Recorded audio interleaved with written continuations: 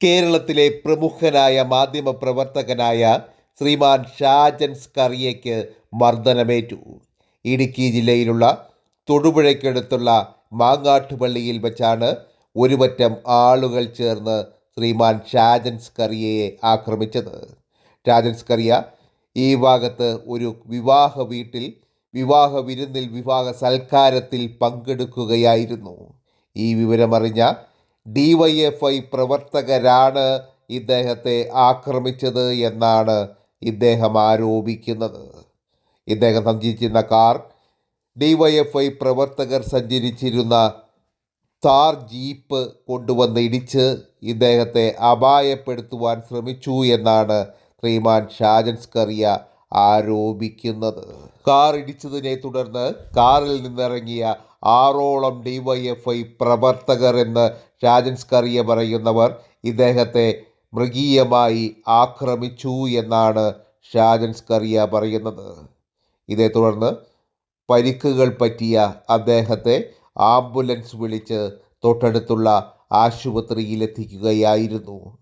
ആശുപത്രി വൃത്തങ്ങൾ പറയുന്നത് അദ്ദേഹത്തിൻ്റെ പരിക്കുകൾ അത്ര ഗുരുതരമുള്ളതല്ല, അത്ര സീരിയസ് അല്ല എന്നാണ് ആശുപത്രി വൃത്തങ്ങൾ അറിയിക്കുന്നത്. ഇതിനു മുമ്പും ശ്രീമാൻ ഷാജൻ സ്കറിയയ്ക്കെതിരെ അക്രമ സംഭവങ്ങൾ കേരളത്തിൽ അരങ്ങേറിയിട്ടുണ്ട്. ഇത്തവണത്തെ അക്രമത്തിൽ 6ഓളം പേരാണ് ശ്രീമാൻ ഷാജൻ സ്കറിയയെ ആക്രമിച്ചത് എന്നാണ് അദ്ദേഹം പറയുന്നത്.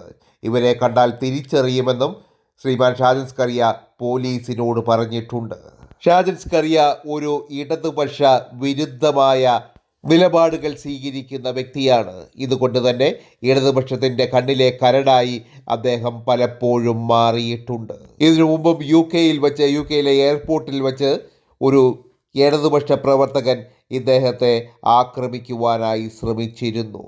എങ്കിലും ഇത്തരത്തിൽ ഇദ്ദേഹത്തെ അപായപ്പെടുത്തുവാൻ, കാറിടിച്ച് കൊല്ലുവാൻ ശ്രമിക്കുന്നത് ഇതാദ്യമായിട്ടാണ്.